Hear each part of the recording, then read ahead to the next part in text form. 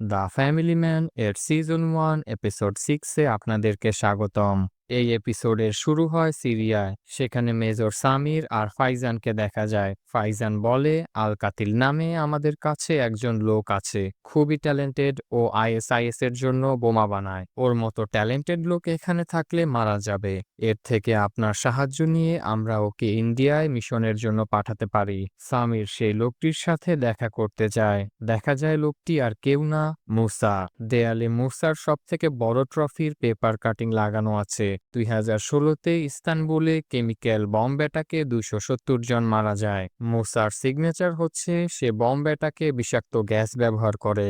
এর ফলে বোমের ধামাকা খুব কম হয়, কিন্তু প্রচুর মানুষ মারা যায়। সামির আল কাতিলকে বলে, আমার কাছে তোমার জন্য স্পেশাল একটা মিশন আছে, মিশন জুলফিকার। এদিকে হাসপাতালে আসিফের মৃত্যু নিয়ে সবাই দৌড়ের উপর আছে। ম্যারি ভেতরে ভেতরে ভেঙে পড়ছে, কারণ সে জানে মুসাই আসিফকে মেরেছে। গল্প সরে আসে শ্রীনগরে। শ্রীকান্ত তার নতুন সিও কর্নেল সালোনির সাথে দেখা করে। সালোনি তার পুরানো বন্ধু, আর একটু গভীরভাবে বললে তার এক্স গার্লফ্রেন্ড। শ্রীকান্ত বলে, আমি কখনো ভাবিনি তোমার সাথে আবার দেখা হবে, কিন্তু দেখো তুমি এখন আমার সিও। তারা হাসি ঠাট্টা করতে থাকে। এক পর্যায়ে শ্রীকান্ত সালোনির কাছে তার হাজব্যান্ডের নাম জিজ্ঞাসা করে। সালোনি রাগের ভঙ্গিতে বলে, আমি তোমার সাথে কোনো আজাইরা প্যাচাল পারতে চাচ্ছি না, আমার সাথে আসো, কাজ আছে। সত্যি বলতে সালোনি শ্রীকান্তের সাথে রুড ব্যবহার করছে, তার কারণ হচ্ছে ব্রেকআপের পর শ্রীকান্ত ঠিকই বিয়ে করে ঘর সংসার করছে, সেখানে সালোনি এখনো সিঙ্গেল। সালোনি বলে, এখানে তোমার কাজ শুধু ডেস্কে বসে থাকা, মুম্বাইয়ের মতো এখানেও কিছু করে বসো না। এতে বোঝা যায় শ্রীকান্ত সালোনির খবর না রাখলেও সালোনি কিন্তু ঠিকই তার খোঁজ খবর রাখে। শ্রীকান্ত এরপর জানায় মিশন জুলফিকারের একজন কি এজেন্ট এখন কাশ্মীরে আছে, ওকে খুঁজে বের করার জন্য তোমার সাহায্য লাগবে। সালোনি বুঝে যায় শ্রীকান্তকে এখানে ট্রান্সফার করার পিছনে বড় কারণ আছে। সে বলে, ঠিক আছে, আমি আমার টিমকে জানাচ্ছি। ওদিকে জেকে হাসপাতালের ডাক্তার আর নার্সদের সাথে কথা বলছে। ম্যারি খুবই নার্ভাস, কারণ সে সত্য ঘটনা জানে। ডাক্তাররা চিন্তায় বলছে আসিফ খুব ভালো রিকভার করছিল, ওর কোনোভাবেই কার্ডিয়াক অ্যারেস্ট হওয়ার কথা না। জেকে সবাইকে জানিয়ে দেয় ইনভেস্টিগেশন চলাকালীন আপনাদের কেউ শহর ছেড়ে যেতে পারবে না। জেকে ফোন করে শ্রীকান্তকে সব বলে। শ্রীকান্ত খবর পেয়ে বলে, আসিফ মারা গেছে মানে আমাদের একমাত্র লিডও শেষ। এসব কিভাবে হলো? দ্রুত আমাকে ওর মেডিকেল রিপোর্ট পাঠাও, আর হাসপাতালে সিকিউরিটিও বাড়াও। জেকে বলে, শর্মা এখানের সিকিউরিটি উল্টো কমিয়ে দিয়েছে, আর পাশাও সাসপেন্ড হয়ে গেছে। শ্রীকান্ত বলে, আমার কোনো কিছুই ঠিক লাগছে না। মুসা এখনো এখানে আছে, তাকে জেলে নেওয়ার আগে কোনো ঝুঁকি নেওয়া যাবে না। শেষ পর্যন্ত দেখা যায় হাসপাতাল থেকে নিরাপত্তা বাহিনী সরিয়ে নেওয়া হচ্ছে, আর ব্যাকআপ হিসাবে আপাতত জেকে নিজের জুনিয়রদের হাসপাতালে মোতায়েন করছে। গল্প ফেরে সূচির দিকে। সূচি ও অরবিন্দ নতুন অফিসে যায়, সেটা আসলে একটা ক্যাফে। অরবিন্দ বলে, ফান্ড নেই, তাই টিম এখানেই বসে কাজ করে। অরবিন্দ সবার সাথে সূচিকে পরিচয় করিয়ে দেয় তাদের মার্কেটিং এর ভিপি হিসাবে। ধৃতি ল্যাপটপ দিতে চায় না দেখে সূচি প্রেজেন্টেশনের জন্য কিছু পয়েন্ট খাতায় লিখে এনেছে। এটা দেখে অরবিন্দ সূচিকে একটি ম্যাকবুক দেয়। পরের সিনে দেখা যায় সালোনির টিম শ্রীনগরে সন্ত্রাসীদের লুকানোর জায়গা খুঁজে পেয়েছে। সালোনি আর শ্রীকান্ত বাদে বাকি সবাই সন্ত্রাসীদের আস্তানার ভেতরে গিয়ে পজিশন নেয়। শ্রীকান্ত সালোনিকে সিগারেট অফার করে। সালোনি বলে সে সিগারেট খাওয়া ছেড়ে দিয়েছে। জবাবে শ্রীকান্ত বলে, সত্যি তুমি আগের থেকে বদলে গেছো। সালোনি উত্তর দেয়, তুমি যেই সালোনিকে চিনতে তার সাথে আমার অনেক কিছুতেই মিল নেই। শ্রীকান্ত এই নতুন সালোনি সম্পর্কে জানতে চাইলে সে বলে, আমার সম্পর্কে জেনে আর তোমার কি লাভ? শ্রীকান্ত সালোনিকে সরি বলে, কিন্তু সালোনি তার ভুলের জন্য কোনো সরি বলে না। হঠাৎ করে সালোনি হেসে দেয় আর বলে, আমাদের দুইজনের বিয়ে হলে আমরা দুইজন দুইজনকেই মার্ডার করে দিতাম। এরপর শ্রীকান্ত ঠাট্টা করে বলে, হ্যাঁ, আর উপরে যেও বলতাম না তোমারই দোষ ছিল। সালোনির টিম ভেতরে গিয়ে সন্ত্রাসীদের আস্তানা খুঁজে পায়, কিন্তু সেখানে কেউই ছিল না। এক কমান্ডো মেজর বিক্রম এসে জানায় এখানে বাসারত নামে এক ভয়ঙ্কর লোক ছিল। পাকিস্তান সিরিয়া দুই জায়গার সাথেই তার লিংক আছে। সালোনি বলে, এমন ভয়ঙ্কর লোক হঠাৎ করে কাশ্মীর এসেছে, এটা চিন্তার বিষয়, ওকে দ্রুত খুঁজে বের করতে হবে। এরপর গল্প ফেরে সূচির দিকে। সে বাচ্চাদের নিয়ে বের হয়েছে, কিন্তু বাচ্চারা আজকে ক্লাসে যেতে চাচ্ছে না। সূচি একদম শ্রীকান্তের মতো করে বলে, এই মিউজিক ক্লাসের পিছনে কত টাকা খরচ হয় জানো? অথর বলে উঠে, সূচি, তুমি কবে থেকে এত বোরিং হয়ে গেলে? সূচি একটু অপ্রস্তুত হয়ে যায় আর বলে, ঠিক আছে, আজকে ক্লাসে যেতে হবে না। সে বাচ্চাদের নিয়ে মলে চলে যায় তার নতুন চাকরির ট্রিট দিতে। ধৃতি তার মাকে একটা খোলামেলা ড্রেস ট্রায়াল দিতে বলে, আর সূচি সেটা পছন্দও করে ফেলে। রাতে শ্রীকান্ত বাসায় ফোন দেয়। অথর ফোন ধরে বলে, বাবা, আমি সিদ্ধান্ত নিয়েছি উকুলেলে বাজানো শিখবো। আজকে মা আমাদের মলে নিয়ে গিয়েছিল। এরপর মা আর বোন মিলে অনেক শপিং করে। ধৃতি ফোন কেড়ে নিয়ে বলে, আমি কিছুই কিনতে পারিনি, বরং মা 6টা নতুন ড্রেস কিনেছে। শ্রীকান্ত বলে, বাহ, খুব সেলিব্রেশন চলছে। তোমার মা এখন কি করছে? ধৃতি ফোন তার মায়ের কাছে নিয়ে যায় আর দেখে তার মা ম্যাকবুক চালাচ্ছে। এটা দেখে সে ক্রেজি হয়ে যায় আর বলে, মা, আমি ওই ডিব্বা ল্যাপটপ চালাবো আর তুমি অ্যাপল কিভাবে চালাও? এটা আনফেয়ার। এর মাঝেই কথা শেষ না করে তারা ফোন রেখে দেয়। আর শ্রীকান্ত তার ল্যাপটপ নিয়ে বসে বাসারাতকে নিয়ে ঘাটাঘাটি করতে থাকে। অদ্ভুতভাবে সে বাসারাতের সাথে সিরিয়ায় আলকাতিল নামে একজনের ছবি দেখতে পায়, যে কিনা বহু হামলার মাস্টারমাইন্ড এবং বোমা বানাতে কিংবদন্তি। ছবিতে তাদের মুখ কালো কাপড়ে ঢাকা। শ্রীকান্তের হঠাৎ করে মনে পড়ে মুসাও তো সিরিয়ায় ছিল, তাই সে এই মুখোশ পরা ছবির সাথে মুসার ছবির তুলনা করে। দুই ছবির মধ্যে 81% মিল পাওয়া যায়। তার মানে মুসাই আল কাতিল। ওদিকে জেকে আর পাশা টঙের দোকানে চা খাচ্ছে। শ্রীকান্ত জেকে কে ফোন করে বলে সে আল কাতিলকে চেনে কিনা। জেকে বলে আইএসআইএস এর হয়ে কাজ করে, এফবিআই এর হিট লিস্টে 6 নম্বরে আছে, না চেনার কি আছে। শ্রীকান্ত বলে, মুসাই আল কাতিল, তাড়াতাড়ি হাসপাতালে সিকিউরিটি বাড়ানোর ব্যবস্থা করো। জেকে আর পাশা সাথে সাথে হাসপাতালের দিকে রওনা দেয় আর শর্মাকে ফোন দিয়ে বলে হাসপাতালে সিকিউরিটি বাড়ানোর জন্য। শর্মা বলে, শ্রীকান্ত যে সঠিক কথাই বলছে এর কোনো গ্যারান্টি আছে?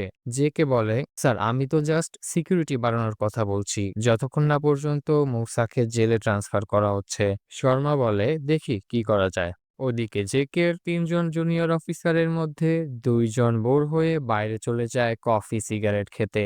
হাসপাতালে ডাক্তার ম্যারিকে ডেকে বলে, সিকিউরিটির সাথে কথা বলার আগে আমি তোমার সাথে কথা বলতে চাই। তোমাকে তো আসিফের রুমে অ্যাসাইন করা হয়নি, কিন্তু আসিফ মারা যাওয়ার কিছুক্ষণ আগে ওর রুমে তোমার কার্ড এন্ট্রি দেখা যাচ্ছে কেন? মেরি আমতা আমতা করতে থাকে। এমন সময় বিলাল নামে এক খুনি ভারী অস্ত্রসহ 4জন লোক নিয়ে হাসপাতালে ঢোকে। তার টিমের একজন বিশ্বাসই করতে চাচ্ছে না যে তারা আল কাতিলকে নিতেই এই হাসপাতালে এসেছে। তারা হাসপাতালের গার্ডের কাছ থেকে তথ্য নিয়ে জানতে পারে কন্ট্রোল সেন্টারে 2জন আছে আর বাকি সবাই উপরে। তারা কন্ট্রোল রুমে থাকা 2জন গার্ডকে গুলি করে মেরে ফেলে। জোয়া টিমের জন্য কফি নিয়ে আসছিল।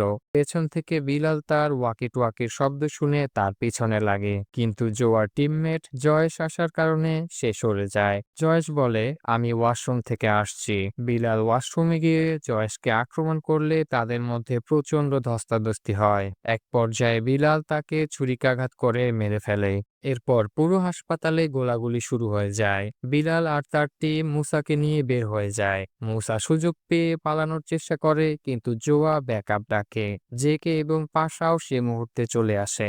দুই দলের মধ্যে প্রচুর গোলাগুলি চলে এবং কিছু সন্ত্রাসীও মারা যায়, কিন্তু ততক্ষণে বিলাল ও মুসা পালিয়ে যায়। পাশা পুলিশকে নির্দেশ দেয় ওদের গাড়িকে চেস করো। তখন পাশা আর জেকে বুঝে যায় মুসা আর বিলাল তো হাসপাতালে আছে, তারা বেরোয়নি। তাই তারা হাসপাতালে ফেরত আসে। ঠিক তখনই লিফট খুলতেই বিলাল ব্রাশ ফায়ার করে পাশাকে গুলি করে হত্যা করে। পাশার মৃত্যুতে জেকে সহ পুরো টিম ভেঙে পড়ে। অপরদিকে দেখা যায় মুসা এখন ম্যারির কাছে। ম্যারি তাকে বলে, দয়া করে এটা করো না, কিন্তু মুসা ঠান্ডা মাথায় ম্যারিকেও মেরে ফেলে এবং হাসপাতাল ছেড়ে পালিয়ে যায়। এভাবেই ধ্বংস আর মৃত্যুতে ভরা 6ষ্ঠ এপিসোড শেষ হয়। পরের এপিসোড থেকে মুসার তাণ্ডব শুরু হবে। দ্য ফ্যামিলি ম্যান এর সিজন 1 এপিসোড 7-এ আপনাদেরকে স্বাগতম। এই এপিসোডের শুরু হয় মুসাকে দিয়ে। হাসপাতালে হামলা করার পর মুসা পালিয়ে গেছে এবং নিজের চেহারা বদলে ফেলছে। টিভিতে নিউজ দেখে পুরো দেশে হইচই পড়ে গেছে। নিউজ রিপোর্টাররা বলাবলি করছে মুম্বাইয়ের সেন্টারে এরকম জঙ্গি হামলা হলো, আর আমাদের গোয়েন্দা সংস্থাগুলো কি করছে? প্রধানমন্ত্রীর এখনই উচিত আমাদের শত্রুর উপর সার্জিক্যাল স্ট্রাইক চালিয়ে তাদেরকে উপযুক্ত জবাব দেওয়া। সবাই চিন্তায় পড়ে যায়, কিন্তু সবচেয়ে বেশি দুশ্চিন্তায় আছে শ্রীকান্ত। এরপর দেখা যায় মুসা কেরালার গ্রামে মোহাম্মদ নামে একজনকে ফোন করছে। সে ফোন করে তার মা মেহেরুন্নেসাকে চায়, কিন্তু তার আসল পরিচয় দেয় না। দোকানদার বলে সে ঘর ভাড়া দিতে পারত না বলে 1 বছর আগে বাড়িওয়ালা তাকে বের করে দিয়েছে। মুসা জানতে চায়, আপনি কি জানেন উনি এখন কোথায় আছে? দোকানদার বলে, আমি জানি না, তবে ও বলতো আমার ছেলে আমাকে শহরে নিয়ে যাবে, হয়তো এখন ছেলের সাথে মিডল ইস্টে আছে। এটা শুনে মুসা কান্নায় ভেঙে পড়ে, কারণ তার মায়ের এই অবস্থার জন্য সেই দায়ী। এরপর গল্প সরে আসে সাজিদের দিকে। সাজিদ এখন কাশ্মীরে লুকিয়ে আছে। হঠাৎ দরজায় একজন আসে। সে বলে, উপর থেকে তোমার খোঁজ খবর নিতে বলেছে, তাই তোমাকে দেখতে আসলাম। সাজিদ রেগে বলে, মাসারাতের সাথে কখন দেখা হবে? মিশনের কোনো ইনফরমেশনই আমি জানি না। তোমাদের হেডকে বলো আমার সাথে নিজে কথা বলতে।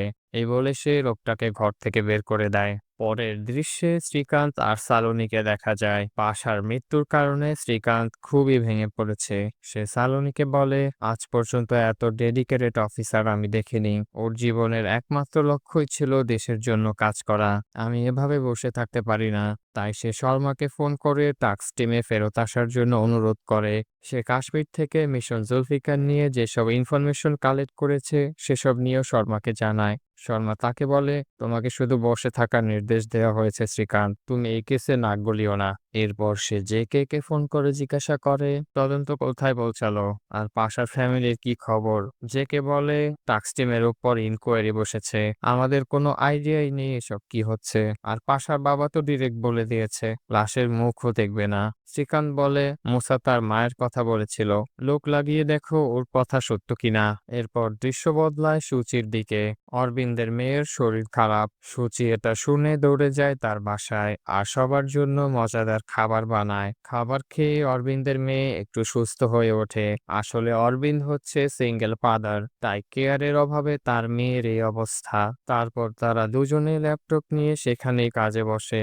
হঠাৎ করে তারা দুইজন একটু ক্লোজ হয়ে যায়, কিন্তু তারা নিজেদেরকে কন্ট্রোল করে ফেলে। এরপর অরবিন্দ বলে, আমাদেরকে লোনাভলায় গিয়ে বিনিয়োগকারীদের সাথে মিটিং করতে হবে। এই মিটিং সফল হলে আমরা বিশাল ফান্ডিং পাবো। সূচি সেখানে যেতে রাজি হয়ে যায়। এরপর গল্প সরে আসে সামির আর ফয়জানের দিকে।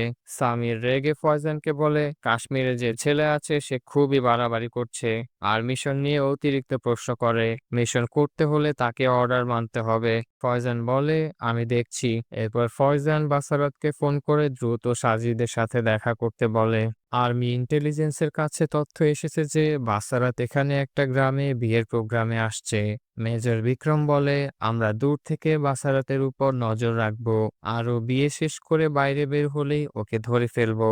শ্রীকান্ত একটু অবাক হয়ে বলে, দূর থেকে অপেক্ষা করার কি আছে, গ্রামে ঢুকে ওকে ধরে আনলেই তো হয়। আসলে শ্রীকান্ত কাশ্মীরকে মুম্বাই বা দিল্লির মতো মনে করছে, তাই তার এই ধারণা। জবাবে কাশ্মীর পুলিশের কনস্টেবল ফেরদাউস জানায়, ওই গ্রামটাকে মিনি পাকিস্তান বলে স্যার, ওখানে যেতে হলে ঊর্ধ্বতন কর্মকর্তাদের অনুমতি নিতে হয়। বিক্রম বলে, আরেকটু উল্টাপাল্টা কিছু হলেই মিডিয়ার তামাশা শুরু হয়ে যায়। শ্রীকান্তের বিশ্বাস বাসারাত এখানে জীবনের ঝুঁকি নিয়ে মিশন জুলফিকারের মুজাহিদের সাথেই দেখা করতে আসছে। সালোনি বলে, মিশন জুলফিকারের অ্যাসেট আসুক বা না আসুক, বাসারাতকে ধরতে পারলেই আমরা সব জানতে পারবো। ওদিকে বিয়ের অনুষ্ঠান শুরু হয়েছে। শ্রীকান্ত আর সালোনির টিম দূর থেকে ড্রোনের মাধ্যমে বিয়ের অনুষ্ঠানে নজর রাখছে। এমন সময় বাসারাত তার টিম সহ সেখানে হাজির হয়। বাসারাত মেয়ের বাবার হাতে একটা গিফট দেয়। এরপর মেয়ের বাবা তাকে ঘরের ভেতরে নিয়ে যায় বিশ্রাম নেওয়ার জন্য। কিছুক্ষণ পর সাজিদও সেখানে আসে। সাজিদ বাসারাতকে বলে, আমি কোনো টুকরা টুকরা কাজ করার জন্য এই মিশনে জয়েন করিনি। এতদিন হয়ে গেছে আমাকে কোনো কাজ দেওয়া হয়নি। আমি এই মিশন সম্পর্কে বিস্তারিত জানতে চাই। আমাকে ফয়জান ভাইয়ের সাথে কথা বলিয়ে দিন। বাসারাত উপায় না পেয়ে ফয়জানকে স্যাটেলাইট ফোনে কল দেয়। সালোনিরা এই কল ট্রেস করে লাইভে তাদের কথোপকথন শুনতে থাকে। কল ট্রেস হতে পারে বুঝে তারা কোড ওয়ার্ডে কথা বলছে। সাজিদ বলে, ভাইজান, একটা অচেনা মেয়ের সাথে সারা জীবন সংসার করতে হবে, একটু প্রশ্ন তো করবই। আমি ওর সম্পর্কে বিস্তারিত জানতে চাই। ফয়জান বলে, এই বিয়ে তোমার বড় ভাই চেতন ঠিক করেছে, সে বিয়েতে আসছে। সাজিদ চেতন মানে আল কাতিলের কথা শুনে হাসি মুখে সব মেনে নেয়। ওদিকে ভয়েস ম্যাচ করে বের হয় অপর পাশে কথা বলা লোকটি ফয়জান। শ্রীকান্ত কনফার্ম হয়ে যায় মিশন জুলফিকারের মুজাহিদ এখানেই আছে, তার সাথে দেখা করার জন্যই বাসারাত এখানে এসেছে। শ্রীকান্ত সব শুনে আর স্থির থাকতে পারে না। সে বলে, আমাকে এই বিয়েতে ঢুকতেই হবে। কমান্ডো বিক্রম আর সালোনি তাকে থামাতে চেষ্টা করে, কিন্তু শ্রীকান্ত কারো কথাই শোনে না। তাই তাকে আর কনস্টেবল ফেরদৌসকে কাশ্মীরিদের পোশাক পরিয়ে গ্রামে পাঠানো হয়। ফেরদৌসকে সবাই চিনে ফেলবে, তাই সে একটু দূরে থেকেই শ্রীকান্তকে সব বুঝিয়ে দিয়ে ফেরত চলে আসে। বিয়ের অনুষ্ঠানে পৌঁছে শ্রীকান্ত দেখে সবাই খাবার খাচ্ছে। হঠাৎ সে এখানে সাজিদকে দেখতে পায় আর কনফার্ম হয়ে যায় সাজিদই সেই মুজাহিদ। সাজিদ শ্রীকান্তের উপস্থিতি টের পেয়ে পালাতে শুরু করে এবং শ্রীকান্ত পিছনে দৌড়ায়। কনস্টেবল ফেরদৌস দূর থেকে এটা দেখতে পায়। সে সাজিদকে ধরতে আসলে সাজিদ তাকে লাকড়ি দিয়ে পিটিয়ে ভর্তা বানিয়ে দেয়। একটা সময় দৌড়াতে দৌড়াতে সাজিদও ক্লান্ত হয়ে যায়। শ্রীকান্ত তাকে ধরে ফেলে বন্দুক তাক করে। এই সুযোগে সাজিদ চেঁচিয়ে লোকজন জড়ো করে আর বলে, ভাই সব, ও ইন্ডিয়ান আর্মির লোক, আমাদের বিয়ের অনুষ্ঠানে ঢুকে আমাকে এনকাউন্টার করতে এসেছে। এসব শুনে উত্তপ্ত জনতা শ্রীকান্তকে রামধোলাই দেয়। অবস্থা বেগতিক দেখে সালোনি সেখানে হাজির হয়। সে উত্তপ্ত জনতাকে বোঝায় শ্রীকান্তের কিছু হলে আর্মি এখানে ঢুকে ম্যাসাকার করে ফেলবে। লোকজন সব শুনে শ্রীকান্তকে ছেড়ে দেয়, কিন্তু সাজিদ পালিয়ে যায়। এরপর দৃশ্য সরে আসে মুসার দিকে। সে এক ট্রাক ড্রাইভারের কাছে লিফট নিয়ে দিল্লির দিকে যাচ্ছে। ট্রাক ড্রাইভার গুজরাটি গান বাজাচ্ছে বলে মুসা অনেক বিরক্ত হয়। মুসা বলে, গান বন্ধ করো, না হলে মাথা খারাপ হয়ে যাবে। ড্রাইভার বলে, এটা আমার ট্রাক, আমি যেমন খুশি বাজাবো, তোমার কি? গল্প ফিরে আসে আবার সালোনি আর শ্রীকান্তের দিকে। সালোনি বলে, এখানকার মানুষ কতটা কষ্ট সহ্য করে তুমি তা জানো না। একটা অ্যাটাক মানে কারফিউ, ইন্টারনেট বন্ধ আর সবকিছু থেমে যায়। ভাবো তাদের জীবন কতটা কঠিন। শ্রীকান্ত এরপর বলে, সাজিদ আর মুসা দুইজনই পালিয়ে গেল, আমাদের হাতে এখন আছে শুধুমাত্র ফয়জান। সালোনি বলে, ফয়জান তো আছে বেলুচিস্তানে, ওকে কিভাবে ধরবে? উত্তরে শ্রীকান্ত বলে, ফয়জান সিআই এর মোস্ট ওয়ান্টেড লিস্টে আছে। আমার পরিচিত একজন আছে যে এই কাজে আমাদের সাহায্য করতে পারে। এরপর দেখা যায় মুসা ট্রাক ড্রাইভারকে ঠান্ডা মাথায় মেরে ফেলে রাস্তা দিয়ে হেঁটে যাচ্ছে। এভাবেই সপ্তম এপিসোড শেষ হয়। পরের এপিসোডে জানা যাবে কাশ্মীরে কি বড় বিপদ আসছে। দ্য ফ্যামিলি ম্যান এর সিজন 1 এপিসোড 8-এ আপনাদেরকে স্বাগতম। গল্পের শুরু হয় পাকিস্তানের ইসলামাবাদে অবস্থিত মার্কিন যুক্তরাষ্ট্রের কনসুলেটে। সেখানকার কনসুলেট জেনারেল ব্রুস ল্যানিংটন শ্রীকান্তের পূর্ব পরিচিত। শ্রীকান্ত আগের পর্বে এর কথাই সালোনিকে বলেছিল। কনসুলেট অফিসে ফোন আসে। কনসুলেট জেনারেল ব্রুসের সাথে ইন্ডিয়ার এনআইএ থেকে শ্রীকান্ত তিওয়ারি কথা বলতে চায়। ব্রুস ল্যানিংটন ফোন ধরে বলে, কি খবর শ্রীকান্ত, অনেকদিন পর। শ্রীকান্ত বলে, আমার কাছে একজনের খবর আছে যাকে তুমি অনেক দিন ধরে খুঁজছো। শ্রীকান্ত ব্রুসকে বলে, আমার কাছে ফয়জান আহমেদের স্যাটেলাইট ফোন নাম্বার আর সে কোথায় লুকিয়ে আছে তার খবর আছে। ব্রুস আগ্রহ নিয়ে তাকে বিস্তারিত বলতে বলে। শ্রীকান্ত বলে, ফয়জান এখন আছে বেলুচিস্তানের জোগ প্রদেশে। তুমি যদি ফয়জানকে ধরার পর আমার সাথে সামনাসামনি কথা বলতে দাও তাহলে আমি ওকে ধরার জন্য তোমাকে সাহায্য করতে পারি। ব্রুস এই প্রস্তাবে রাজি হয়ে যায় আর ফয়জানের এক্স্যাক্ট লোকেশন বের করার প্ল্যান জানতে চায়। শ্রীকান্ত এখানে জোখার দুদায়েবকে ধরার সেম প্ল্যানের কথা বলে। জোখার দুদায়েব সম্পর্কে বিস্তারিত জানতে চাইলে উপরের আই বাটন অথবা কমেন্ট সেকশনের ভিডিওটি দেখে আসতে পারেন। বর্ষির টোপ হিসেবে টাস্ক টিম সাজিদ ও ফয়জানের কল রেকর্ড থেকে সাজিদের কথা নকল করে কিছু স্যাম্পল বানায়। পরের সিনে দেখা যায় স্যাটেলাইট ভিডিওর মাধ্যমে ফয়জানের পসিবল লোকেশনগুলোতে নজরদারি করা হচ্ছে। এরপর তারা ফয়জানের স্যাটেলাইট ফোন নাম্বারে কল দিয়ে সাজিদের নকল করা ভয়েস চালিয়ে দেয়। কথা আরো ক্লিয়ার ভাবে শোনার জন্য যেই মুহূর্তে ফয়জান ছাদে যায় সাথে সাথে হেলিকপ্টার দিয়ে তাকে ঘিরে ফেলে আমেরিকান সৈন্যরা। তারপর ইউএস আর্মি তাকে কিডন্যাপ করে গোপন জায়গায় নিয়ে যায় লুকিয়ে রাখার জন্য। এদিকে পাকিস্তানের প্রধানমন্ত্রী সব খবর শুনে অবাক। সে বলে, আমাদের নাকের ডগায় এত বড় টেররিস্ট লুকিয়েছিল আর আমরা কিছুই জানি না। বিন লাদেনের কারণে আমরা অলরেডি অনেক হেনস্থার শিকার হয়েছি। আমেরিকান এম্বাসি থেকে ফোন করে বলছে জেনারেল আনসারি এসবের পিছনে কলকাঠি নাড়াচ্ছে। প্রধানমন্ত্রী আরেক জেনারেল খুরশেদকে ডেকে বলে, আইএসআই এর কোন কোন ব্যক্তি জেনারেল আনসারির সাথে মিলে এসব করছে খবর লাগাও। এদিকে গল্প চলে আসে সূচির দিকে। সূচি লোনাভলায় যাওয়ার উদ্দেশ্যে রেডি হচ্ছে। ধৃতি তার সাজগোজ দেখে বলে, ওয়াও মম, তোমাকে এর আগে তো এত সেজেগুজে অফিসে যেতে দেখিনি। সূচি বলে, আমি একটা কনফারেন্সে যাচ্ছি, আমার আসতে দেরি হবে। ভাইয়ের দিকে খেয়াল রাখবে আর পাশের বাসার আন্টিকে বলে দিয়েছি তোমাদের জন্য খাবার রান্না করে রাখবে। এমন সময় অরবিন্দ চলে আসে সূচিকে পিক করতে। তাদের দুইজনকে দেখে ধৃতি বলে, তোমাদের পোশাক দেখলে তো মনে হয় কনফারেন্স না, তোমরা পিকনিকে যাচ্ছ। এই বলে সে মোবাইলে কার সাথে চ্যাট করতে থাকে আর স্কুলে চলে যায়।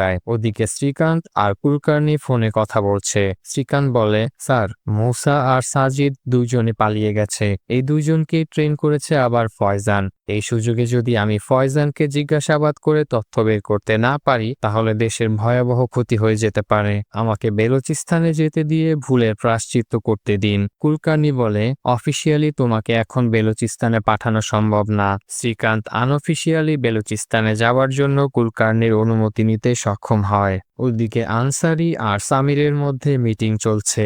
আনসারি বলে, নিশ্চয়ই প্রধানমন্ত্রী কাজী সিআই এর হাতে ফয়জানকে তুলে দিয়েছে। ওর মতো কাপুরুষকে দেশের প্রধানমন্ত্রী কে বানিয়েছে? এখন মিশন জুলফিকারের কি হবে? সামির বলে, ফয়জানকে নিয়ে চিন্তা করবেন না স্যার, ও মিশন জুলফিকার নিয়ে তেমন কিছুই জানে না। আপনি বললে আমরা 48 ঘন্টার মধ্যে মিশন জুলফিকারের দ্বিতীয় ধাপ শুরু করতে পারি। আনসারি সামিরকে অনুমতি দিয়ে দেয়। ওদিকে কাশ্মীরে শ্রীকান্তকে পাকিস্তানে পাঠানোর প্রস্তুতি চলছে। শ্রীকান্তকে এক ব্যবসায়ীর প্রাইভেট জেটে করে আফগানিস্তানে পাঠানো হবে। সেখান থেকে বাই রোডে রয়ের গুপ্তচর মুস্তফা তাকে বেলুচিস্তানে পৌঁছে দেবে। সালোনি শ্রীকান্তকে সাবধানে থাকতে বলে, কারণ এই মিশনে ধরা পড়লে তাকে আর ভারতে ফেরত আনা সম্ভব হবে না। শ্রীকান্ত রওনা হয়ে যায়। অন্যদিকে সূচি আর অরবিন্দ হোটেলে পৌঁছে মিটিং এর প্রস্তুতি নিচ্ছে। এরপর দৃশ্য বদলায় আফগানিস্তানে শ্রীকান্তের দিকে। মুস্তফার আসল নাম হচ্ছে জাসমিত সিং। সে 17 বছর ধরে আফগানিস্তান থেকে রয়ের হয়ে কাজ করছে। মুস্তফা শ্রীকান্তকে পিক করে তার নকল পরিচয়পত্র আর পাকিস্তানে ব্যবসার কাগজপত্র বুঝিয়ে দেয়। শ্রীকান্তের নকল নাম হচ্ছে ফাহাদ আহমেদ। তারা এখান থেকে কোয়েটা যাবে। অন্যদিকে লোনাভলায় সূচি, অরবিন্দ আর নিখিল প্রেজেন্টেশন দিচ্ছে। সূচির সহজ ভাষায় উপস্থাপনা দেখে সবাই অনেক ইমপ্রেসড হয়। একটু পর নিখিল এসে জানায় তাদের ফান্ডিং অ্যাপ্রুভ হয়েছে। তারা খুশিতে মেতে ওঠে। সেলিব্রেশনের কারণে বাসায় আসতে দেরি হবে দেখে সূচি বাচ্চাদের ফোন করে সব জানিয়ে দেয়। এই সুযোগে ধৃতি তার ক্লাসমেট সিডের জন্মদিনের পার্টিতে যাওয়ার জন্য হ্যাঁ বলে দেয়। বর্ডার পার হওয়ার সময় শ্রীকান্তকে গার্ডরা সন্দেহ করে, কিন্তু শ্রীকান্ত ঘুষ দিয়ে গার্ডকে ম্যানেজ করে ফেলে। ধৃতি পার্টিতে যাওয়ার জন্য রেডি হয়ে অথর্বকে চেক করতে আসে। অথর্ব ঘুমিয়ে গেছে দেখে সে চুপি চুপি বাইরে বের হয়ে যায়, আর সাথে সাথেই সে ঘুম থেকে উঠে দুষ্টামি শুরু করে। সে তার বাবার রুমের তালা খুলে আসল বন্দুক নিয়ে গোয়েন্দা গোয়েন্দা খেলা শুরু করে। এরপর দেখা যায় ধৃতি পার্টিতে পৌঁছে গেছে। এক পর্যায়ে সিড ধৃতিকে একটা ড্রাগ ট্রাই করতে বলে। ধৃতি সেটা ফেলে দেয়। এরপর সিড জোরাজুরি করে তাকে কিস করার জন্য। ধৃতি তাকে ধাক্কা দিয়ে ফেলে দেয় আর সোজা বাসায় চলে যায় আর দরজা আটকিয়ে কান্না করতে থাকে। ওদিকে রাতের বেলায় সূচি আর অরবিন্দ ঘুমাতে পারে না। দুজনই চ্যাটিং করতে করতে বলে, আজকের দিনটা ভালোই গেল। অরবিন্দ সোফায় শুয়ে আছে বলে সূচি তাকে মেসেজ দেয় যে আমি পুরো বেড দখল করে শুয়ে আছি আর তুমি সোফায় কষ্ট করে ঘুমাচ্ছ, আমার খারাপ লাগছে। এই বলে একটু পর সূচি তার রুমের লাইট জ্বালিয়ে দেয়। এতে বুঝতে বাকি থাকে না যে এরপরই কি ঘটতে যাচ্ছে। পরের সিনে আমরা দেখতে পাই সূচি আর অরবিন্দ ভোরবেলা গাড়িতে করে বাসায় ফেরত যাচ্ছে। তাদের মুখ দেখলেই বোঝা যায় তারা রাতে এমন কিছু একটা করেছে যার কারণে দুইজনই গিল্টি ফিল করছে। বাসায় গিয়ে সূচি দেখতে পারে পুরো বাসা লন্ডভন্ড হয়ে আছে। সূচি বাচ্চাদের কাছে গেলেই ধৃতি তাকে জড়িয়ে ধরে। বোনের দেখা দেখি ভাই ও মাকে জড়িয়ে ধরে। এই দেখে ধৃতি তার মাকে অথর্বকে জিজ্ঞাসা করে যে অথর্ব নিশ্চয়ই বানর ছিল তাই না? জবাবে সূচি বলে হ্যাঁ, আমরা অনেক কষ্টে ওর লেজ সরিয়ে মানুষ বানিয়েছি। এরপর সূচি শ্রীকান্তকে ফোন দিয়ে বলে মন দিয়ে তোমার কাজ করো, তোমার কাজ অনেক ইম্পর্ট্যান্ট, আর কাজ শেষ হলে যত দ্রুত সম্ভব আমাদের কাছে চলে আসো। যে সূচি শ্রীকান্তের এই চাকরি অপছন্দ করে সে হঠাৎ করে এইসব বলছে। শ্রীকান্ত কিছুটা সন্দেহ করলেও সেই সময় তাদের মিশনের ট্রুপ চলে এসেছে, তাই সে সূচিকে বাই দিয়ে মিশন শুরু করে। এরপর দৃশ্য বদলায় ফাইজানের লোকেশনে। শ্রীকান্তরা পাল্টা আক্রমণ করে ফাইজানকে ছিনিয়ে নেয়। এরপর শ্রীকান্ত ফাইজানকে বলে আমরা আইএসআই থেকে প্রধানমন্ত্রীর নির্দেশে তোমাকে এখান থেকে উদ্ধার করতে এসেছি। তোমার কারণে আমাদের দেশের অনেক বদনাম হচ্ছে, তাই প্রধানমন্ত্রী চায় দ্রুত তোমাকে সৌদি পাঠিয়ে দিতে। ইন্ডিয়া থেকে হুমকি এসেছে যে আমরা যদি মিশন জুলফিকার না থামাই তাহলে ওরা আমাদের বিরুদ্ধে যুদ্ধ ঘোষণা করবে, তাই দ্রুত আমাদেরকে মিশন জুলফিকারের তথ্য আর মুসাদের খবর দাও, না হলে তোমাকে এখানেই পুঁতে ফেলবো আর পুরো পৃথিবী জানবে তুমি এখানেই ছিলে না। ফয়জান সৌদি যেতে রাজি হয় আর পুরো মিশনের তথ্য শ্রীকান্তকে দিয়ে দেয়। এরপর বাইরে গিয়ে দেখা যায় যাদের গায়ে গুলি লেগেছে তারা আবার সোজা হয়ে দাঁড়িয়ে আছে। ফয়জান বুঝে যায় তার সাথে চালাকি করা হয়েছে। তথ্য নেওয়া শেষ, তাকে তুলে দেওয়া হয় জেনারেল ব্রুস ল্যানিংটনের হাতে। মিশন শেষ করে শ্রীকান্ত কুলকার্নিকে কনফারেন্স কলে রেখে ফয়জানের থেকে কালেক্ট করা তথ্যগুলো বিস্তারিত বলছে। স্যার, এই মুসা আর সাজিদ দুইজনই ফয়জানের ট্রেনিং পাওয়া লোক। কয়েক বছর আগে পাকিস্তানের কাশ্মীরে লস্করে তাইয়েবা ভয়ঙ্কর নার্ভ গ্যাসের খবর পায়। এই গ্যাস মিনিটের মধ্যে মানুষকে অচল করে দিতে পারে। এরপর আইএসআই এই গ্যাস তাদের কন্ট্রোলে নিয়ে নেয়। তারপর মেজর সামির আর আনসারি মিলে মিশন জুলফিকারের প্ল্যান করে। তারপর ধাপে ধাপে অনেক সময় নিয়ে এই জিনিসগুলো সীমান্ত পেরিয়ে কাশ্মীরে ঢুকায় এবং একটা গোডাউনে লুকিয়ে রাখে। প্রথম প্ল্যান ছিল মুসা আর আসিফ ইন্ডিয়ায় ঢুকবে। এরপর আসিফ কাশ্মীর থেকে ওই কেমিক্যালটা দিল্লি পর্যন্ত নিয়ে যাবে আর মুসা সেটা দিয়ে বোমা বানাবে। কিন্তু আসিফ ধরা পড়ার কারণে ফয়জান এই কাজের জন্য সাজিদকে বেছে নেয়। সাজিদ এই মুহূর্তে কেমিক্যালটা দিল্লির দিকে নেওয়ার প্ল্যান করছে। এটা সফল হলে আমাদেরকে পাকিস্তানের বিরুদ্ধে যুদ্ধ ঘোষণা করতে হবে, আর এই সুযোগে জেনারেল আনসারি প্রধানমন্ত্রীকে সরিয়ে ক্ষমতা দখল করবে। শর্মা আর কুলকার্নি শ্রীকান্তের এই কাজে অনেক খুশি হয়। এরপর কুলকার্নি ভারতের প্রধানমন্ত্রীকে ফোন করে বলে দ্রুত পাকিস্তানের প্রধানমন্ত্রীর সাথে কথা বলে এই মিশনের সাথে যুক্ত সবাইকে আটকানোর ব্যবস্থা নিতে। এরপর আমরা দেখি দেশের জন্য এত বড় একটা কাজ করে শ্রীকান্তকে অনেক হালকা লাগছে। এভাবেই অষ্টম এপিসোড শেষ হয়। কেমিক্যাল অ্যাটাক আর গোটা দিল্লির ভাগ্যে কি আছে সেটা জানা যাবে পরের পর্বে। দ্য ফ্যামিলি ম্যান এর সিজন 1 এপিসোড 9-এ আপনাদেরকে স্বাগতম। আজকের এপিসোড শুরু হয় 3 বছর আগের ফ্ল্যাশব্যাক দিয়ে। ইন্ডিয়া পাকিস্তানের বর্ডারে প্রচুর গোলাগুলি হচ্ছে। জঙ্গিরা ব্যাগে করে কিছু একটা নিয়ে কাঁটাতারের বেড়া কেটে ইন্ডিয়ান কাশ্মীরে ঢুকছে। এরপর সেই জঙ্গি ব্যাগ থেকে একটা সিলিন্ডার বের করে ইন্ডিয়ান কাশ্মীরের এক গোপন জায়গায় রেখে আসছে। এভাবে তারা একটা একটা করে গত 3 বছর ধরে বিষাক্ত গ্যাস সিলিন্ডার কাশ্মীরে এনে জমা করছে। এগুলোই দিল্লিতে নিয়ে ভয়ঙ্কর কেমিক্যাল ব্লাস্ট করা হবে। এরপর গল্প ফিরে আসে বর্তমান সময়ে। সাজিদ বাসারতের সাথে দেখা করতে আসে। বাসারত বলে আমি মনে করেছিলাম তোমাকে ওরা মেরেই ফেলেছে। বাসারত তাকে কেমিক্যালের গোডাউনে নিয়ে যায়। সাজিদ একটা সিলিন্ডার দেখে বলে আমি যা মনে করতেছি এটা কি সেইটাই? বাসারত বলে হ্যাঁ, এইটাই সেই বিষাক্ত গ্যাস সিলিন্ডার। 3 বছর ধরে আমরা এগুলো এখানে জমা করছি, আজকে সেই বিশেষ দিন। এরপর সাজিদ বলে আমি সব দিল্লি নিয়ে যাব, একটা ট্রাকের ব্যবস্থা করে দিন। এদিকে টাস্ক ফোর্সের অফিসে হ্যাকার পুনিত করিমের ফোন হ্যাক করার ট্রাই করছে।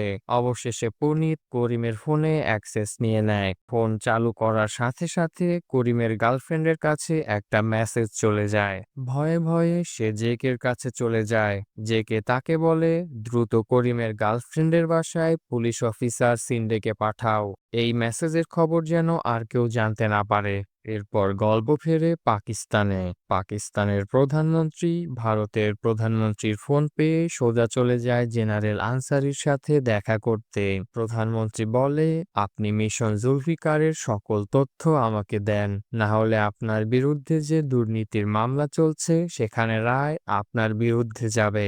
আনসারিও তাকে পাল্টা হুমকি দেয়, আমার কিছু হলে আমার লোকজন আপনার সরকারের ক্ষতি করতে পারে। এরপর দুইজনই এই মিশন থামাতে এক হয়ে কাজ করার প্রতিজ্ঞা করে। বিনিময়ে প্রধানমন্ত্রী আনসারির দুর্নীতির মামলা আটকে দিবে আর তাকে আর্মির প্রধান বানাবে। এদিকে শ্রীকান্ত তার মিশন শেষ করে শ্রীনগরে ফিরে এসেছে। সালোনি এসে তাকে বকতে থাকে যে, তুমি যে ফেরত এসেছো তা আমাকে জানাওনি কেন? আমরা কাশ্মীরের বাড়ি বাড়ি গিয়ে খুঁজেছি কিন্তু কিছুই পাইনি। শ্রীকান্ত অনেক হতাশ হয়ে যায় আর বলে, আমার টিমও দিল্লিতে অনেক খোঁজাখুঁজি করেও মুসার কোনো খবর পায়নি। এখন জেনারেল আনসারি কোনো তথ্য না দিলে আমাদের আর কিছুই করার নেই। পরের সিনে দেখা যায় মেজর সামির আর্মি ক্লাবে পুল খেলছে। এমন সময় প্রধানমন্ত্রীর সিকিউরিটি ফোর্স তাকে সেখান থেকে ধরে নিয়ে যায়। এরপর দেখা যায় পুলিশ অফিসার সিন্ডে তার দলবল নিয়ে চলে গেছে করিমের গার্লফ্রেন্ড জনালিকে ইন্টেরোগেট করতে। খবর পেয়ে মানবাধিকার কর্মী রামাইয়া সাথেও সেখানে হাজির হয় জোনালিকে হেল্প করতে। রামাইয়া বলে, আপনারা যখন তখন ওকে ডিস্টার্ব করার জন্য এখানে চলে আসেন কেন? আপনাদের কিছু জানার থাকলে সব কোর্টে জিজ্ঞাসা করবেন। সিন্ডে বলে, ম্যাডাম, আমরা এখানে কোনো ঝামেলা করতে আসিনি। করিমের মোবাইল থেকে জোনালিকে একটা মেসেজ পাঠানো হয়েছে, শুধু সেটা জানতে এসেছি। জোনালি বলে, করিম মারা যাওয়ার পরে আমার কাছে একটা মেসেজ এসেছিল যাতে লেখা ছিল ইনক, আমি আর কিছুই জানি না। এই বলে তারা সিন্ডেকে বিদায় করে দেয়। এরপর জোনালি রামাইয়াকে বলে, করিম একবার এক পলিটিশিয়ানের মুখে কালি ছুঁড়ে মেরেছিল। উত্তরে রামাইয়া বলে, এই মেসেজের মধ্যে নিশ্চয়ই কোনো ক্লু আছে, তুমি কোনো চিন্তা করো না, আমরা খুঁজে বের করব। এরপর গল্প চলে যায় দিল্লির একটা কেমিক্যাল ফ্যাক্টরিতে। সেখানে বৈভব নামে এক লোক সবাইকে ডিরেকশন দিচ্ছে। এতে বোঝা যায় সে এখানে বড় পোস্টে চাকরি করে। কাজ শেষ করে সে লাল পানি খেতে বারে চলে যায়। সেখানে এক ছেলে তাকে লক্ষ্য করছিল। এটা দেখে বৈভব তাকে পছন্দ করে ফেলে। এরপর হোটেলে তাদের মধ্যে হয়ে যায়। বৈভবের বউ ফোন দিলে সে দ্রুত বাড়ি চলে যায়। এরপর বাইরে গিয়ে দেখা যায় ছেলেটি পুরো ভিডিও রেকর্ড করে কাকে যেন দিচ্ছে। একটু পরে দেখা যায় এই ছেলেটি মূসার লোক। মূসা ইচ্ছা করে বৈভবকে টার্গেট করেছিল, কেন সেটা পরে জানা যাবে। এদিকে জনালি রামাইয়াকে নিয়ে পলিটিশিয়ানের মুখে কালি ছুঁড়ে মারার ভিডিও দেখছে। সে বলে, করিমের কাছে একটা ব্লক ক্যামেরা ছিল, এটা দিয়েই ও এসব ভিডিও রেকর্ড করত। ক্যামেরাটা পেলে সত্যিটা বের হবে। পরের সিনে দেখা যায় পাকিস্তানে জেনারেল খুরশেদের লোক সামিরকে প্রচুর মারছে। জেনারেল খুরশেদ সামিরকে সেই বিষাক্ত গ্যাসের গোডাউনের লোকেশন বলতে বলে, কিন্তু সামির কিছুতেই তা বলবে না। এরপর খুরশেদ তাকে বলে, আনসারি প্রধানমন্ত্রীর সাথে হাত মিলিয়েছে, আমাকে বিষাক্ত গ্যাসের লোকেশন বলো আর বিনিময়ে নিজের জীবন বাঁচাও। এদিকে শ্রীকান্তের কাছে কুলকার্নির কল আসে। সে বলে, জেনারেল খুরশেদ এইমাত্র আমাদেরকে সেই বিষাক্ত গ্যাসের গোডাউনের লোকেশন পাঠিয়েছে। সাজিদ খুব দ্রুত গ্যাস নিয়ে দিল্লি যাচ্ছে, তুমি এখনই রওনা হও। এরপর শ্রীকান্ত, সালোনি আর বিক্রম মিলে একটা প্ল্যান করে। তারা ড্রোন দিয়ে পাহাড়ি রাস্তায় নজরদারি করবে আর সাজিদকে পেলেই দুই দিক থেকে তাকে ঘিরে ফেলবে। এদিকে জনালি রামাইয়াকে নিয়ে সেই জায়গায় আসে যেখানে করিম মারা গিয়েছিল। তারা করিমের ক্যামেরা খুঁজছে। সেখানে তারা একটা ছেলেকে জিজ্ঞাসা করে সে এখানে কিছু পেয়েছে কিনা। ছেলেটি বলে, আমি কিছুই পাইনি। গল্প আবার সামিরের দিকে ফেরে। এক আর্মি জওয়ান তাকে খাবার দিতে গিয়ে গোপনে সাহায্য করতে চায়। সামির এই সুযোগে তার মোবাইল নিয়ে বাসারাতকে ফোন করে বলে মিশন কম্প্রোমাইজড হয়ে গেছে। সাজিদ যেন গ্যাস সিলিন্ডার রেখেই দিল্লিতে চলে যায়। চেতন প্ল্যান বি রেডি করে রেখেছে। বাসারাত সাথে সাথে তার টিম নিয়ে বের হয়ে যায় সাজিদকে আটকাতে। ওদিকে সাজিদ কোনো মতেই তার ট্রাক থামাবে না। বাসারাত তাকে আটকিয়ে বলে, মেজর সামির থেকে অর্ডার এসেছে, তুমি এখন গ্রাম থেকে বাইরে যেতে পারবে না। তাদের মধ্যে এই নিয়ে অনেক কথা কাটাকাটি হয় আর উপর থেকে ড্রোনের মাধ্যমে মেজর বিক্রমের টিম সব দেখে ফেলে। তখনই আর্মি এসে গুলি শুরু করে। বাসারাত সহ বাকি সবাই আর্মির গুলিতে মারা যায়। সাজিদ ভয় পেয়ে ট্রাক নিয়ে পালাতে থাকে। পেছন থেকে গাড়ি নিয়ে মেজর বিক্রম তাকে তাড়া করছে আর সামনে আর্মি কাঁটাতার বিছিয়ে রাস্তা আটকে আছে। ট্রাক এমন সময় কাঁটার উপরে উঠে গিয়ে নিয়ন্ত্রণ হারিয়ে বিষাক্ত গ্যাস সিলিন্ডার সহ খাদে পড়ে যায়। সাজিদ কোনো মতে যান নিয়ে পালাতে সক্ষম হয়। উদ্ধারকর্মীরা সেখানে এসে সব পরীক্ষা করে বলে সকল সিলিন্ডারই অক্ষত আছে, কোনো গ্যাস লিকেজ হয়নি। এই ঘটনায় টাস্ক ফোর্স ভাবে কেমিক্যাল এখন আমাদের হাতে। মিশন জুলফিকার ভেস্তে গেছে। পরের সিনে দেখা যায় শ্রীকান্ত মুম্বাইয়ে ফেরত যাচ্ছে। সালোনি শ্রীকান্তের এত সিগারেট আর লাল পানি খাওয়া দেখে অনেক চিন্তিত। সে বলে আমি তোমাকে মিস করব। হঠাৎ শ্রীকান্ত জিজ্ঞাসা করে তুমি তো তোমার হাজবেন্ডের সাথে আমাকে দেখা করিয়ে দিলে না। সালোনি বলে আমি তো বিয়েই করিনি, আমার হাজবেন্ডের সাথে কিভাবে দেখা করবে। শ্রীকান্ত অবাক হয়ে যায়। এপিসোডের শেষে দেখা যায় সাজিদ আর মুসা আবার দিল্লিতে মিলেছে। সাজিদ বলে সব কেমিক্যাল ধরা পড়ে গেছে, এখন কি হবে। মুসা হেসে বলে বসো, আমার কাছে নতুন প্ল্যান আছে। এভাবেই শেষ হয় নবম এপিসোড। পরবর্তী এপিসোডে সিজন 1 আর মিশন জুলফিকারের the end. The family man এর সিজন 1 এর শেষ এপিসোড 10-এ আপনাদেরকে স্বাগতম। গল্প শুরু হয় 1 বছর আগে সিরিয়ায় মুসা আর সামিরের ফ্ল্যাশব্যাক দিয়ে। সামির মুসার সাথে প্রাইভেটলি কথা বলার জন্য ফয়জানকে একটু বাইরে যেতে বলে। ফয়জান বাইরে যাওয়ার পর সামির তাকে মিশন জুলফিকারের বিস্তারিত বলতে থাকে। আমাদের কাছে অনেকগুলো বিষাক্ত গ্যাস সিলিন্ডার আছে, আমি চাই তুমি এগুলো ব্যবহার করে দিল্লিতে আক্রমণ করো। মূসা বলে এই আক্রমণের ফলে ইন্ডিয়ার সাথে আপনাদের যুদ্ধ লেগে যাবে, আপনি কি শিওর এই মিশনের ব্যাপারে? সামির বলে এই মিশনের ব্যাপারে খুব কম লোকই জানে, অনেকেই চেষ্টা করবে এটা থামানোর, এমনকি আমিও যদি তোমাকে মিশন বাতিল করতে বলি তুমি মনে করবে প্ল্যান বি এক্সিকিউট করতে হবে। প্ল্যান বি এর খবর জানবে শুধুমাত্র 2 জন, তুমি আর আমি। এরপর গল্প বর্তমান সময়ে আসে। সাজিদ প্ল্যান বি সম্পর্কে বিস্তারিত জানতে চাচ্ছে। মুসা বলে দিল্লিতে অলরেডি একটা বোমা আছে, আমাদেরকে জাস্ট বোমাটা অ্যাক্টিভেট করতে হবে। এরপর মুসা সাজিদকে বৈভবের ছবি দেখিয়ে বলে এখন যাও এই লোকটার সাথে দেখা করো। পরের সিনে শ্রীকান্তকে দেখা যায় বাড়ির সামনে বসে যোগ ব্যায়াম করছে। এরপর সে বাজার করে বাসায় এসে তার বউয়ের নতুন হুলিয়া দেখে অবাক। শ্রীকান্ত বলে তোমাকে অনেক সুন্দর লাগছে, তোমার নতুন জব কেমন চলছে? সূচি বলে ভালোই, তুমি কাশ্মীরে কি করলে? শ্রীকান্ত জানায় আমার পেটে অনেক কথা জমে আছে, চলো আমরা ঘুরতে লোনাভলায় যাই, সেখানে গিয়ে কথা বলি। লোনাভলার কথা শুনে সূচি অন্যমনস্ক হয়ে যায়, তাই শ্রীকান্ত গোয়া যাওয়ার প্ল্যান করে। সে আজকে বাচ্চাদের স্কুলে ড্রপ করতে চায়, কিন্তু সূচি বলে অটোওয়ালা চলে এসেছে ওদের নিতে। শ্রীকান্ত বলে অটোওয়ালা চলে এসেছে তো কি হয়েছে, আমি ওদের বাপ, আজকে আমি স্কুলে দিয়ে আসি। তখন দেখা যায় অরবিন্দ সূচির সাথে দেখা করতে চায়। সূচি মেসেজে না বলে দেয়। এতদিন পর শ্রীকান্ত ছেলে মেয়েকে কাছে পেয়েছে, তাই সে গাড়িতে বসে তাদের সাথে ক্লোজ হওয়ার ট্রাই করছে। অথর বলে বাবা তুমি জানো না মা ফাস্ট অ্যান্ড ফিউরিয়াস এর মতো গাড়ি চালায়। ধৃতি বাবার কোনো কথারই জবাব দেয় না। এরপর হঠাৎ সে বলে ওঠে তুমি কখনোই আমাদের কথা ভাবো না, হঠাৎ করে গায়েব হয়ে যাও, তুমি জানোই না আমাদের জীবনে কি চলছে। ধৃতি স্কুলে চলে যাওয়ার পর অথর বলে বাবা আমি তোমার সিক্রেট রুমে বন্দুকটা পেয়েছি।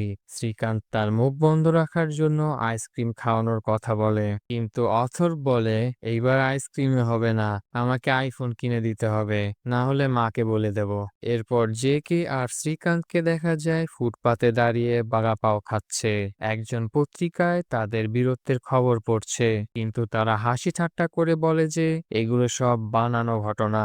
এইসব গোয়েন্দা সংস্থা যদি কাজেরই হতো তাহলে 26/11-র ঘটনা আর ঘটতো না। এদের কাজ হচ্ছে সারাদিন এসি রুমে বসে থাকা আর বেতন নেওয়া।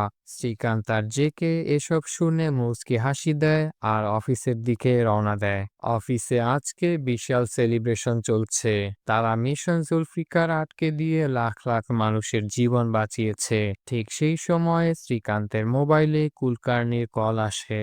কুলকার্নি বলে, আমরা একটু তাড়াতাড়ি সেলিব্রেশন করে ফেলেছি শ্রীকান্ত, মিশন জুলফিকার এখনো শেষ হয়নি। এটা বলে সে শ্রীকান্তকে সামির আর বাসারতের কথোপকথনের কল রেকর্ড শোনায়। টাস্ক ফোর্সের সবাই এই কল রেকর্ড শুনে অনেক ভয় পায়, কারণ এখন বোঝা যাচ্ছে দিল্লিতে ভয়াবহ আক্রমণ করতে যাচ্ছে। তারা সাথে সাথেই দিল্লির জন্য রওনা দিয়ে দেয়। এরপর গল্প চলে আসে দিল্লিতে। যেই লোকটা বৈভবের ইয়ের ভিডিও সংগ্রহ করেছিল সে একটা ট্রাক পার্কিং স্টেশনে বসে আছে। সুযোগ বুঝে সে একটা ওয়াটার ট্যাঙ্কার চুরি করে পালিয়ে যায়। এরপর দেখা যায় সাজিদ সেই বারে এসে বৈভবের সাথে দেখা করছে। সে তার মোবাইলে সেদিনের ভিডিও দেখিয়ে বৈভবকে ব্ল্যাকমেল করে আর বলে, তোমার কাছে ফোন আসবে, যা যা বলা হবে সবকিছু করতে হবে। এই বলে সে বার থেকে চলে যায়। বৈভব কাঁদতে শুরু করে আর দূর থেকে বারটেন্ডার সবকিছু খেয়াল করে। পরের সিনে দেখা যায় জনালি পুরো জায়গা খুঁজে কিছুই না পেয়ে হতাশ হয়ে যায়। আর সেই মুহূর্তে একটা পিচ্চি এসে তাকে বলে, এখনো খুঁজে পাননি তাই না? ক্যামেরাটা আমার কাছেই আছে, 500 টাকা দিলে আপনাকে দিয়ে দেব। এদিকে শ্রীকান্ত ও তার টিম দিল্লিতে পৌঁছে গেছে। শ্রীকান্ত বলে, পুরো দিল্লি পুলিশকে অ্যালার্ট করে দাও, সকল নিউজ চ্যানেলে যেন একটু পর পর সাজিদ আর মৌসার ছবি দেখানো হয়। বোমাটা থামাতে হলে ওদেরকে ধরতেই হবে। এরপর গল্প চলে আসে কেরালার একটি গ্রামে। সেখানে এক খাবার হোটেলের মালিক পত্রিকার নিউজ পড়ছে। সে দেখে মূসা বা সাজিদ সম্পর্কে কেউ তথ্য দিতে পারলে তাকে 10 লাখ টাকা পুরস্কার দেয়া হবে। তাই সে পুলিশকে খবর দিয়ে বলে, মূসার মা আমার হোটেলেই কাজ করে। পুলিশ এসে মূসার মাকে ধরে নিয়ে যায়। জেকে শ্রীকান্তকে জানিয়ে দেয় যে কেরালায় মূসার মা ধরা পড়েছে। শ্রীকান্ত বলে, তাকে এখনই দিল্লি নিয়ে আসার ব্যবস্থা করো। জেকে জিজ্ঞাসা করে, তোমার কি মনে হয় মূসার মাকে নিয়ে আসতে কোনো কাজে আসবে? উত্তরে শ্রীকান্ত বলে, হিন্দু মুসলিম দাঙ্গার সময় মূসার মা বাদে পুরো পরিবার মারা যায়। সে বছরের পর বছর ধরে মায়ের চিকিৎসা করায়। যেই মুহূর্তে তার মা সুস্থ হয়ে যায় সাথে সাথে সে আইএসআইএস এ জয়েন করে প্রতিশোধ নেওয়ার জন্য। এই মায়ের জন্য সে অবশ্যই তার পরিকল্পনা বদলাবে। এদিকে জনালি রামাইয়াকে সাথে নিয়ে ক্যামেরা নিয়ে বসেছে। করিম ভিডিওতে দেখাচ্ছিল যে গরুর মাংস পরিবহনের অপরাধে তার 2 মুসলিম ভাইকে মেরে ফেলা হয়েছিল। তারা প্রতিশোধ হিসাবে এমপি দেশপান্ডেকে শুধু বিফ পরিবেশন করতে চেয়েছিল। পুলিশ তাদেরকে জঙ্গি বলে ফাঁসিয়েছে এবং ভিডিওতে দেখা যায় শ্রীকান্ত বন্দুক নিয়ে তাদেরকে তাড়া করছে। এটা দেখে মানবাধিকার কর্মী রামাইয়া সাথে পুরাই হা হয়ে যায়। এরপর ওক্স নামে এক বার থেকে টাস্ক ফোর্সের অফিসে ফোন আসে। তারা সাজিদকে এখানে দেখেছে। শ্রীকান্ত সেখানে দ্রুত জোয়া আর তার বয়ফ্রেন্ড মিলান্তকে পাঠায়। তারা সেখানে গেলে বারটেন্ডার সবকিছু বিস্তারিত বলে। তারা আইটিকে ফোন করে বৈভব সম্পর্কে বিস্তারিত তথ্য সংগ্রহ করতে বলে। আইটি জানায় এই বৈভব ওরিয়ন কেমিক্যালসে প্রোডাকশন ম্যানেজার। সে এখনো বাসায় যায়নি, কিন্তু তার ফোন বন্ধ। এটা শুনে শ্রীকান্ত জোয়া আর মিলনকে পুলিশ সহ ফ্যাক্টরিতে যেতে বলে। এদিকে মূসা আর সাজিদ সেই চুরি করা ওয়াটার ট্যাঙ্কার নিয়ে ফ্যাক্টরিতে পৌঁছায়। বৈভবের কাছ থেকে তথ্য নিয়ে তারা কেমিক্যাল ট্যাঙ্কে রাসায়নিক বিক্রিয়া ঘটাচ্ছে। এর ফলে যে বিষাক্ত গ্যাস উৎপন্ন হবে সেটা তারা দিল্লির বাতাসে ছেড়ে দেবে। এই বাতাস মানুষের ফুসফুসে পৌঁছালে চেইন রিয়েকশনে প্রজন্মের পর প্রজন্ম ধুকে ধুকে মারা যাবে। সবকিছু দেখে বৈভব ভয়ে পালানোর চেষ্টা করে, কিন্তু মূসা তাকে ছুরিকাঘাত করে সেখানেই মেরে ফেলে।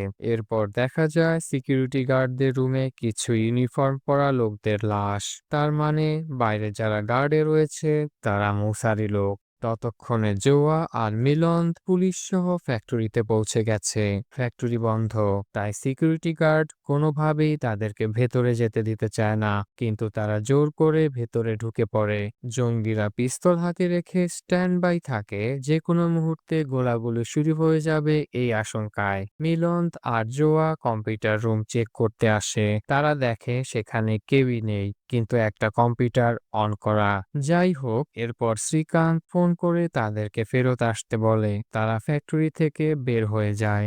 একটু পর মুসা আর সাজিদও তাদের কাজ শেষ করে বের হয়ে যায়। মুসা গার্ডদের বলে, আমরা দুইজন চলে যাচ্ছি, তোমরা ভোর পর্যন্ত এখানে থাকো আর কাউকে ভেতরে যেতে দেবে না। এরপর গল্প ফিরে জোয়া আর মিলনদের দিকে। মিলন্দ বলে, আমার কাছে গার্ডদের একটু সন্দেহজনক লেগেছে। জোয়া সুর মিলিয়ে বলে, ফ্যাক্টরি বন্ধ, কিন্তু ভেতরে কম্পিউটার চলছে কেন? তাছাড়া আমরা বাইরে একটা ওয়াটার ট্যাঙ্কার দেখেছি। গত 48 ঘন্টার মধ্যে চুরি হওয়া গাড়ির লিস্টে একটা ওয়াটার ট্যাঙ্কারও কিন্তু আছে। এটা শুনে মিলন সাথে সাথে গাড়ি ইউটার্ন নেয় ফ্যাক্টরিতে ফেরত যাওয়ার জন্য। পরের সিনে দেখা যায় মুসা আর সাজিদ গাড়ি নিয়ে দিল্লির বাইরে চলে যাচ্ছে। সাজিদ জিজ্ঞাসা করে, তুমি না বলেছিলে ভোরের মধ্যে দিল্লি শ্মশান হয়ে যাবে? তাহলে ওদেরকে ফ্যাক্টরিতে থাকতে বললে কেন? মুসা বলে, প্রত্যেকটা যুদ্ধে কিছু মানুষ শহীদ হয়। সাজিদ ভয় পায় কিন্তু কিছুই বলে না। এদিকে জেগে এসে শ্রীকান্তকে জানায় যে মুসার মা চলে এসেছে। শ্রীকান্ত তাকে মিটিং রুমে নিয়ে সেই পুরানো সিগনেচার মা থেরাপি দেয়। মুসা আর সাজিদ শহর থেকে অনেক দূরে একটা পেট্রোল পাম্পে থেমে তেল নিচ্ছে। এমন সময় মুসা দূর থেকে দেখে যে তার মাকে টিভিতে দেখাচ্ছে। সে মুসাকে মায়ের কাছে ফেরত আসতে বলছে। তার মানে শ্রীকান্তের মা থেরাপি কাজে লেগেছে। মুসা রেগে গিয়ে গাড়ি ঘুরিয়ে দিল্লির দিকে যেতে থাকে। সাজিদ বলে, ওদিকে যাওয়া যাবে না, অলরেডি যদি গ্যাস লিক শুরু হয়ে যায় তাহলে আমাদের কি হবে? মুসা বলে, আমার মা দিল্লিতেই আছে, তাকে আমি মরতে দিতে পারি না। এই মিশন আমরা পরে কোনো একদিন সফল করব। এরপর সাজিদ আর মুসার মধ্যে হাতাহাতি শুরু হয়। এক পর্যায়ে গাড়ি পাথরে ধাক্কা খেয়ে উল্টে যায়। এরপর তাদের মধ্যে এক রক্তক্ষয়ী মারামারি হয়। দুজনই মারাত্মক জখম হয়ে যায়, কিন্তু শেষ পর্যন্ত সাজিদ মুসাকে হত্যা করে ফেলে। সাজিদ সেখান থেকে পালিয়ে যায়। এদিকে মিলন্দ আর জোয়া পিছনের গেট দিয়ে ফ্যাক্টরিতে ঢুকে বৈভবের লাশ দেখতে পায়। এরপর সন্ত্রাসীদের সাথে তাদের তুমুল গোলাগুলি হয়। ওদিকে জিগের কাছে খবর পৌঁছায় যে হাইওয়েতে মুসার লাশ পড়ে আছে। তাড়াহুড়ায় শ্রীকান্ত তার মোবাইল ডেস্কে রেখেই ঘটনাস্থলে চলে যায়। মিলন্দ বারবার শ্রীকান্তের মোবাইলে ব্যাকআপের জন্য কল দিচ্ছে, কিন্তু শ্রীকান্তের মোবাইল তো ডেস্কে পড়ে আছে। এমন সময় মিলন্দ গুলিবিদ্ধ হয়ে নিচে পড়ে যায়। বিষাক্ত গ্যাস চারদিকে ছড়িয়ে পড়ছে। সন্ত্রাসীরা তাদের দিকে একের পর এক গুলি করছে, কিন্তু জোয়া আর শ্বাস নিতে পারছে না। সে জীবনের আশা ছেড়ে দিয়ে মাটিতে বসে পড়ে। মিলনদের হাত থেকে তার মোবাইলও পড়ে যায়। ঠিক সেই সময় গ্যাসের পাইপে বিস্ফোরণ ঘটে, আর এমন টান টান উত্তেজনার মাঝে শেষ হয়ে যায় সিজন 1।